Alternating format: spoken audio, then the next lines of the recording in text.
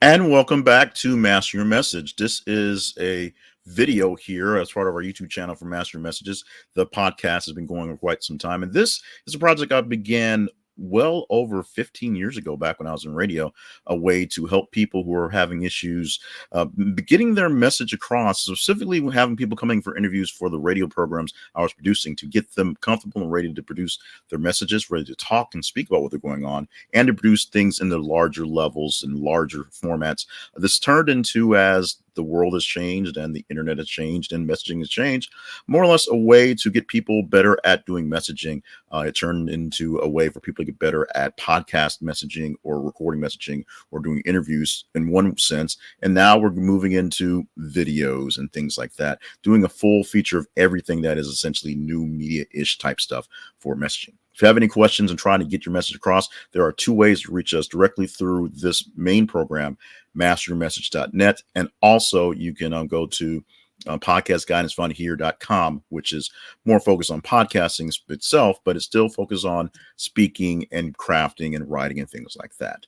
Today's video is one that's not so much a long time coming for me, but actually a long time coming for all of us, because it comes to a guy who's essentially killing it on the internet. And in most cases, people who study what he does call him essentially the most watched, most viewed, most engaged person on the internet in the world. He gets the most engagement from people from all various levels, of all various languages, partly because he's been playing this long enough, figured the right things out, and is always looking for fun ways to expand. So today's video message is a message that has tips from Mr. Beast, aka Jimmy Donaldson.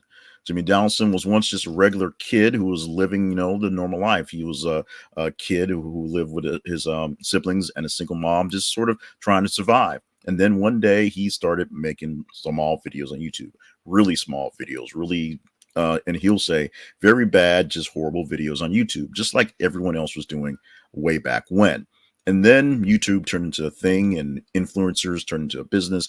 And it was more than just a newfangled way to upload your home videos or to do training stuff. It turned into a entertainment phenomenon that's hard to explain. The invention of the internet and cell phones and that way that we connect to people now, social media essentially, has turned the way we connect and the way we entertain ourselves to a different faction than it was literally 10 years ago, when the cell phone was just a new, fresh fangled thing, or at least the smartphone was. So Jimmy Donaldson has become Mr. Beast, one of the most prolific people on the internet, doing all sorts of crazy stunts, spending all sorts of crazy money, and of course, getting all sorts of crazy love on the internet.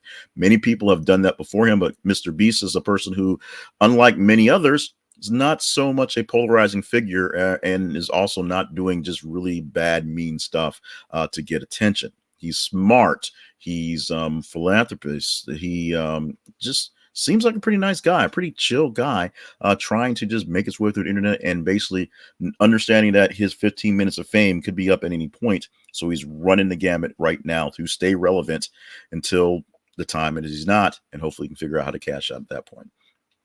So what I have today are 3 points that I learned after a couple of weeks studying Mr. Beast and studying what he's doing, listening to some interviews, and going over some stuff that can help you with your messaging, whether you are doing videos, whether you're doing podcasts, whether you're writing, whether you are still getting out there doing your best to do speeches in front of people, even in these days and times where speaking in public is not exactly the way things are going money-wise.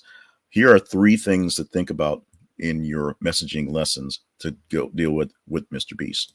The first being, put in more work into everything than anyone. Now, this is a thing that you've heard all over in sports, the analogy of the guy who's the first one to the gym and the last one to leave every single day, the guy who's the earliest in the film room and the guy who's breaking things down, the guy who's always doing what he can to one up the next guy in the next stall in the weight bench room. That guy's out there.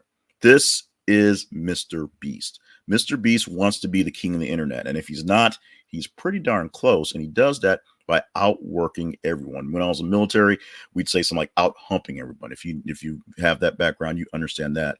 Mr. Beast is the person who will do whatever it takes within the limits of being fair and legal to get things done. He will take a stunt one step further just to make sure he can do a little bit better. He will take the work one step further just to make sure he can do things better.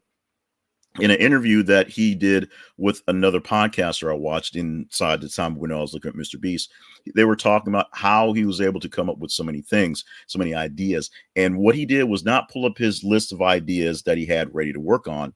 He had a list of ideas he'd already written off the list. And this was about 800, 900 ideas that was kind of thrown out there in the wash that for some reason would not work. Either was not feasible of monetarily. It really can be done. They did some preliminary stuff and didn't look out right. He had a list of that many things that didn't work, that every so often he looked at to remind him of what wasn't working so he wouldn't come up with those ideas. And then every so often something would happen where now is the time that idea just wasn't ready for the time. That's how much work he put into figuring out what didn't work, let alone the stuff that did work. That was a whole nother level. Mr. Beast puts in more work than anyone to make sure he is the best. You need to make sure that you do the same level of effort put in your work, not just slacking off, knowing exactly what you need to do and doing the extra work to get that extra gig, make that extra phone call to try to book those gigs, write for an extra hour to get further along in your book.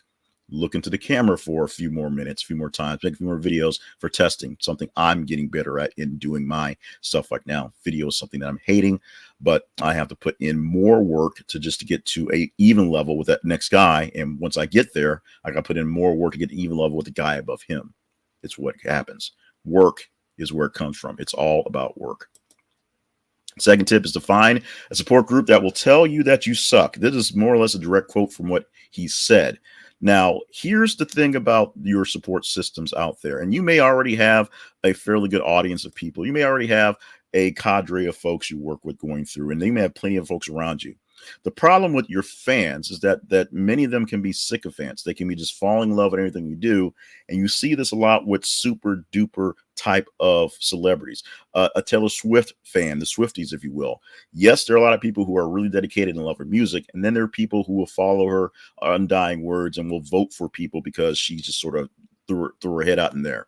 That might be important, but some people that are just fans love what you're doing and they will just follow along, whatever, and think everything you're doing is awesome. Or if it's not awesome, it's just not quite as awesome as the other thing, but it's still pretty good.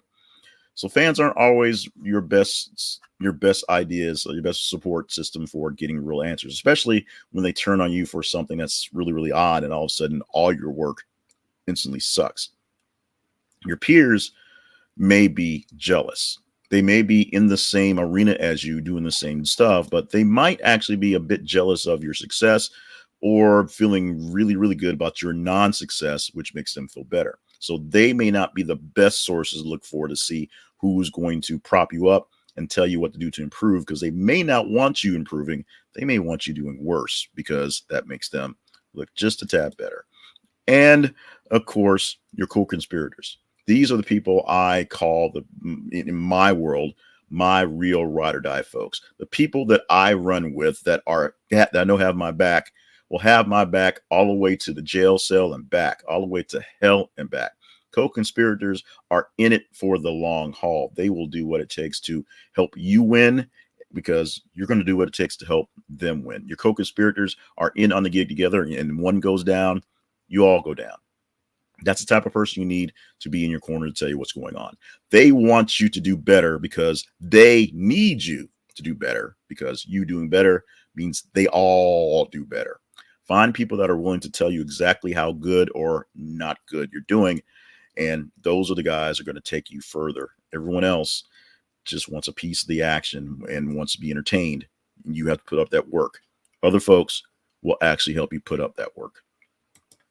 Finally, you have to learn that you are playing the long game. So you must play the long game. As I said before, Mr. Beast is doing what he can to stay relevant until he's not, and then figure out a way to keep on going.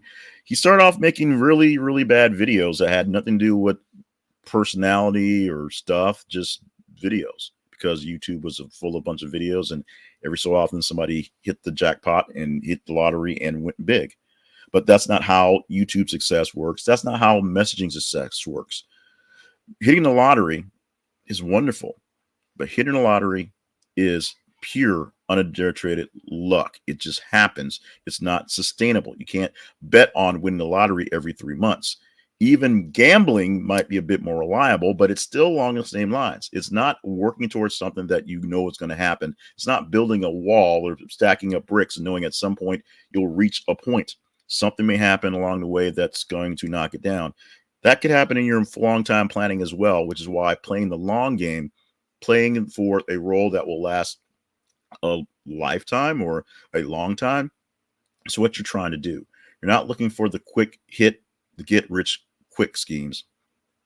You're looking for sustainability. You're looking for a long lasting. You're looking to throw out a net to catch a lot of fish as opposed to just a line to catch one fish at a time. You want to play the long game to support yourself, support your family, support your friends, support your career, support the cause that you're trying to engage and push forward in others. So you have to remember you are looking to see this through a long haul, a long vision, a long way. So you're not looking for the quick, easy sell, expecting that to last. You're playing for keeps. You're planting seeds. You're growing a garden. You're tilling the garden. You're taking care of that garden so that it will take care of you on a longer basis and not just get a couple pretty flowers and then be done. 3 tips learned from observing Mr. Beast over the past couple of weeks that can help you with your messaging, whether they are in videos, whether they are in podcasts, whether they are in speeches, however you're doing your messaging. These are 3 tips that you can stick onto. First, put more work into everything than anyone. Anyone. You see the next guy working next to you and you see what he does, put in an extra 10%. Do it. That's how you're going to get better, is by doing more work than other people. And then once you're the person people are chasing at that work level, you know you're elite. Also, find a support group that will tell you that you suck. Basically, people that's going to let you know when things aren't working, you need to tune things up. People that will tell you, hey, this isn't going to work, we need to work on this, are the people that want you to get better. People to say, that's all right, you'll get away with it. Those are the guys that are just looking for you to fail so that they can look better, even if they don't do it very much. And the most important one is you're playing the long game, so be prepared for it. It's not going to take a day, a month, a week, a year. It may take a little longer. And that path, like the little spaghetti path you see about success, it's not going to be a straightforward path that's going to be completely easily timed out. You're going to have to work. You're going to have to work. One more time, you're going to have to work. I say repetition is the key to a message. You're going to have to work.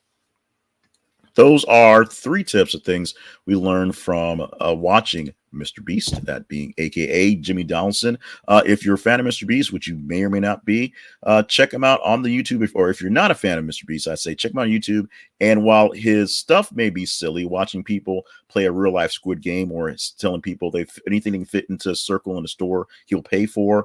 Making an idea to just start a restaurant and then making the restaurant a ghost kitchen that is all over the place. I've actually had a Mr. Beast burger here in Little Rock. Pretty good, to be honest. Check out those things, because watch what he's doing. It's not so much the thing he does, but watch the process, watch what's going on, watch what people around him are doing, and look at the entire picture. It might not be the content that's going to entertain you the most, but you get something out of watching the content he does that entertains a lot of folks. Once again, my name is Jay Cleveland Payne. Thank you so much for being a part of Master Your Message. Now that I've delivered this message today, stop by our website, masteryourmessage.net, or stop by podcastguidancefoundhere.com. We're going to work more on defining out how these endings work out very soon, I promise. But we want to do what we can do to help you with your messaging, whether you're just trying to be a better messenger in your Facebook memes, whether you have some issues at work where you can't quite communicate with your bosses or your cohorts, or you really want to do this thing on YouTube or podcasting and be internet famous. We want to put you in a program that will help you formulate what you want to say in better ways, help you practice saying it out there, and even help you with some of the gear and the technical stuff about getting it done. Check out our websites, either masteryourmessage.net directly on the messaging side, or podcastguidancefoundhere.com, which is focused mostly on podcasts, but it's messaging all the same. Thank you so much for being with us again for this one, and tune in next week for another video on the YouTube channel.